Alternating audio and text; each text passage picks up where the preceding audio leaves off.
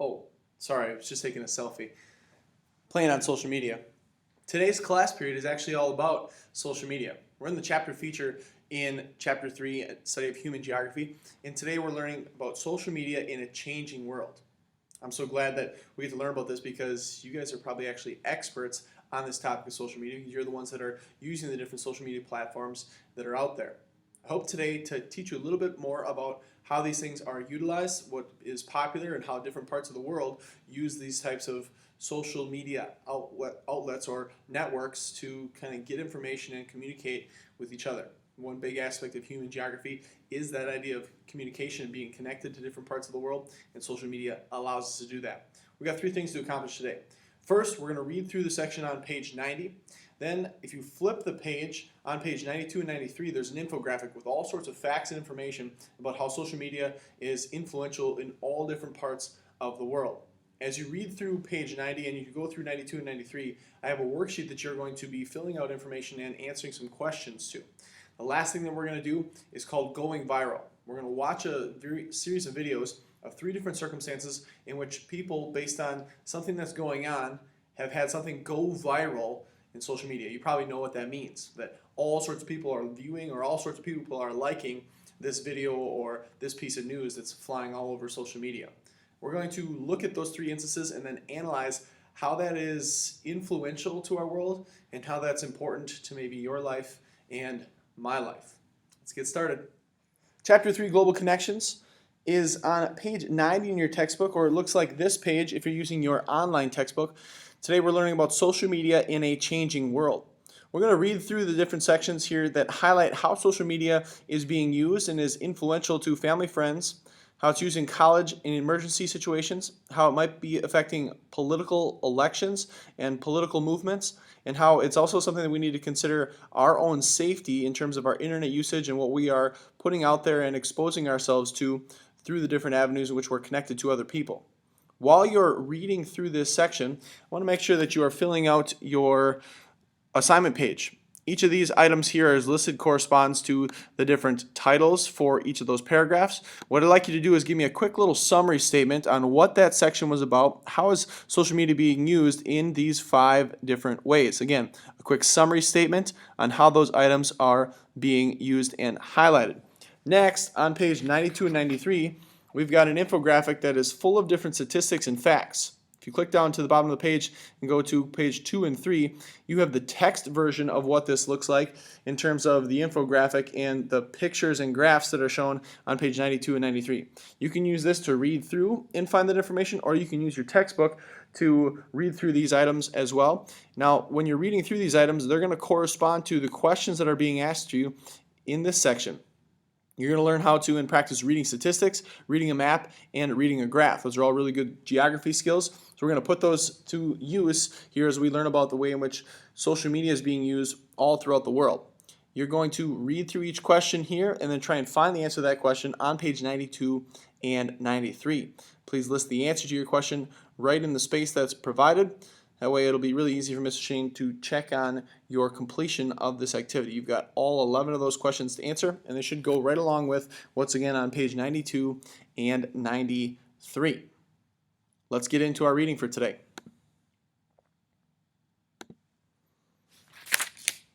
Social media in a changing world. News media, such as newspaper and radio, give us information. Social media, such as Facebook and Twitter, provide information, but they help us communicate too. Family and friends. The internet helps us stay in touch with family and friends. It provides a good way for members of the military and their families and friends to share what is happening in their lives. Online connections also help service members in other ways. Where soldiers have access to the internet, many have continued taking college courses, even in Iraq and Afghanistan. Now, how do you use social media with your family and with your friends? Mr. Shane uses it to stay connected to people that he knows from back home, people that he grew up with, or his high school friends, and he also uses it to stay connected to people who he would have met through in college. So I've got this wide net of people who I know, I would consider my friends or acquaintances, and those are the people that I'm using social media to stay connected with in that way. It's a really good way, especially if you don't live near one of your family members or live near one of your friends, you've kind of moved apart or you've grown and lived in different places, that you can still stay in contact with them. You can still see the major things that are going on in their life.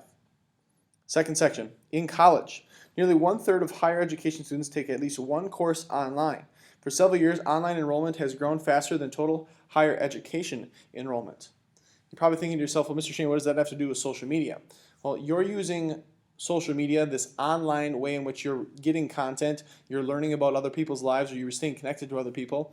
It's also going to be utilized, and it's going to be even more popular as we get further into the new age of technology to be able to attend class and take classes online. Here you are taking classes online at home because of the pandemic situation that we find ourselves in.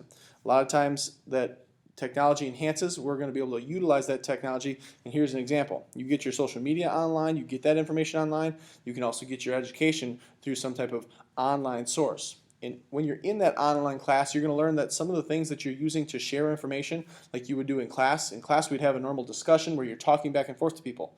Well, in online class, you have to still have that discussion, but you're going to be posting things to message boards that are really similar to how you might chat or you might post something in a social media platform. So because you have those social media skills, it might be helpful for how you're actually going to go through online learning. In an emergency, at times social media provides the only way to communicate during an emergency, like the tsunami that struck Japan in 2011. Through the use of sites such as Facebook and Twitter, people were able to contact family and friends. Social networks also posted information about shelters, medical help, and relief efforts. One of the really cool things that I've come to learn about in how social media is useful in this way is if you know somebody who lives in a specific area and that specific area is getting hit, say, by a hurricane or a tornado or a terrible storm or some type of natural disaster that's happening there, and you don't have a way to contact that person, through social media, they can go onto their webs or go onto their portfolio or their platform, their personal sign-in, they can click a button, they can go into what is calling them safe or marking themselves as safe in that instance. That way, if you're worried about that person, if you're trying to reach that person, you can't really reach them. If they have the ability to get onto their social media and mark themselves as safe or mark themselves or post something about themselves being okay in an emergency situation, it's one way to help a lot of other people stop worrying and know that they're actually in this good position with this natural disaster that might be happening around them. Next, talks about political effects. And this is what the picture that's showing on 91 was called Arab Spring. The use of social media increases during times of political trouble or change, such as the Arab Spring protests. For example, the number of tweets from Egypt rose from 2,300 to 230,000 in the week leading to the resignation of Egyptian President Hosni Mubarak. The tweets spread the message of protest. In the political climate that we are in today, you're going to see that social media is being used to influence our election. People are sharing information from different news sites. People are sharing information from the different campaigns that are out there, and they're trying to perpetuate and build up their candidate or at the same time tear down the opposite candidate that they don't want other people to vote for. So social media is one way in which news is being delivered, and unfortunately it's sometimes how people are just consuming information in the world and they're kind of considering it the gospel truth without recognizing that there might be bias because of that political influence. We're going to see how the social media landscape is going to help in the different campaigns that are going on this fall. And you might notice that there's a ton of TV commercials that are doing that same type of thing, but social media is the next way in which politicians are going to try and give you information or get an influence on you to try and secure your vote. Lastly, safety tips. The internet is a fun way to interact with friends. It makes it easier to share information, but some information should not be shared. Remember these safety tips. Keep your personal information to yourself. Don't post your full name, your social security number, your address, phone number, or bank account numbers. Don't accept as a friend anyone you do not know, and post only information that you are comfortable with others seeing and knowing about you. Quick warning, I've had students in the past become too relaxed and too laissez-faire about what they are using social media for and who they're sharing social media with. Make sure that when you're posting something, it's something that you're not ashamed of. It's something that you're never going to have to take down and be regretful of, because as soon as you click send, as soon as you click post, that is going to be permanently there. Even if you can take something down, somebody can take a screenshot of that and keep that information and hold that against you or use that against you. Social media is not the place for any type of activity in which you're going to do something that is less desirable or that's not something that you're going to be proud of. Now, this is a challenge for us as Christians to say that social media can be a wonderful, wonderful blessing if I'm using it in the right way, but it's also a temptation from the devil that I can use it to be really, really sinful and do some really, really awful things. Okay? Be very careful on how you're using social media and always put that into the perspective. Am I doing this and it is God pleasing? If it's not God pleasing, you probably shouldn't be using this type of social media. You probably shouldn't be posting something. You probably shouldn't be looking at somebody else's posts, because all those things can lead to the way in which the devil is going to try and tempt you or provide a way for you to have a plethora of sin at your fingertips. In the next section, on page 92 and 93, I'd like you to read through these statistics, read through these fast facts, either using your textbook or this online version. As you're reading through these statistics, you're going to answer the questions that are provided in these different categories. The first is to read statistics, and I'll just read through these. 1, how much does the average user spend on social media networking sites? How much time does an average person spend on that? Well, here's where, boom, right here, social networks are taking up more of our time online. You just spend, on average, about 23 minutes of every hour of computer time on social networking sites. So if you're on your phone for a couple hours a day with texting or phone calls or playing games, 23 minutes of every hour is actually how much time you're using just on the social media network. Now, Mr. Shane has come to a point in his life where he was maybe spending too much time using social media, so I set a timer on my phone to say that I can only take 20 minutes in the entire day. And then the app will actually turn the screen and change it and say, hey, you've used up all your time for today. And I can then remind myself, yep, I don't need any more social media time. I got other things that are important. I need to spend time with my kids, spend time with my wife, make sure that my work is done, try and get some exercise in. All those different things come into factor that we shouldn't be spending so much time on social media. It's not good for us to be just consumed with social media and technology and have a screen in front of our face all day long. In that example, I read the question and then I did my reading to find the answer to that question. What's really beneficial in this way is if you read the question first and then you're going to go kind of scavenger hunt and look through the different statistics, you know what you're looking for when you're reading through those statistics. Another strategy would be to read all the statistics and then go back to the question and say, oh yeah, I remember reading about this, and then use the context of that question to go back and answer that after you've read through the entire thing. Either one of those strategies is going to be helpful to you. You can pick and choose which one of those that you'd like to take on. After you're reading through the statistics portion, there are a number of maps and graphs that are on this page depicting the information that are going to help you answer questions 5, 6, and 7 in the map activity that's on page 93, and then the graph that's also on page 93 as well. Number 5, which country has more users, China or the United States? If you look at the graph or the map at the top of the page here, it says the United States has 114.55 million users. If you look at China, they've got 155.29 million users. That would obviously be an answer that says China has more social media users. Now, what's interesting about that is that in some countries, such as China, there might be different ways in which the government actually filters what those social media websites are or controls what their citizens can actually look at. We might be coming to a time in the near future where our government might siphon off and might actually put a pause on the popular app TikTok, because TikTok is a company that was originated, I believe, in China, and that's where a lot of their operation is happening.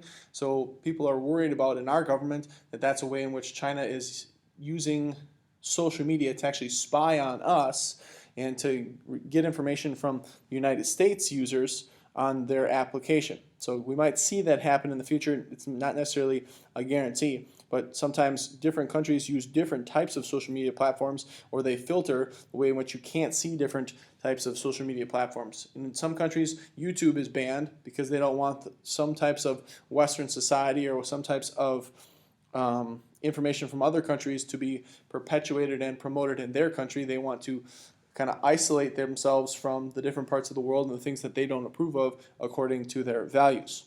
In the last two sections, again, you're reading the map and reading the graph, using those skills to answer these questions.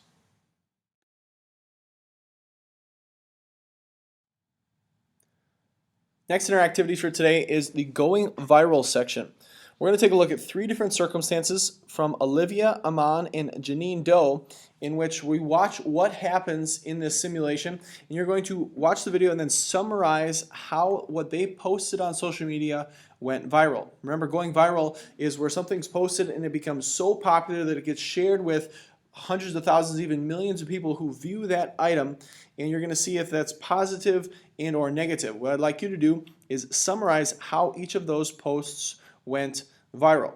Where you're going to find this going viral activity is assigned to you on your Discovering World Geography page. So go to your connected, log in, and you're going to find right over here, Mr. Shaney is going to post this item is called Going Viral. When you click on it, it's going to open up this video kind of platform, and you're going to click here to start. Again, what you're doing while you're watching the different aspects and going through this interactive activity is to summarize how each post went viral. Now, I'll start this activity with you today, but then I'm going to have you do this on your own.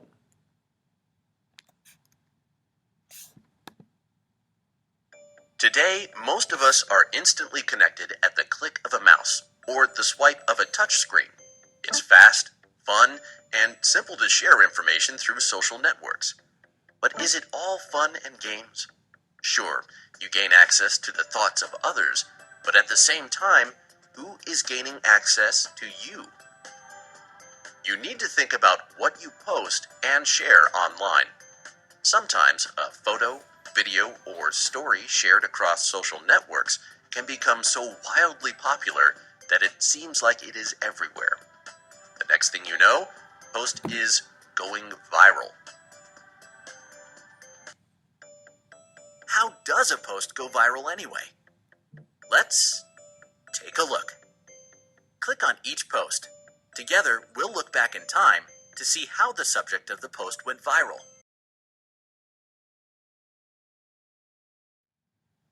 Final portion of your assignment for today, 8th grade, is to finish this last 2 questions that are thinking like a geographer. Number 1 says analyzing. Why is social media useful?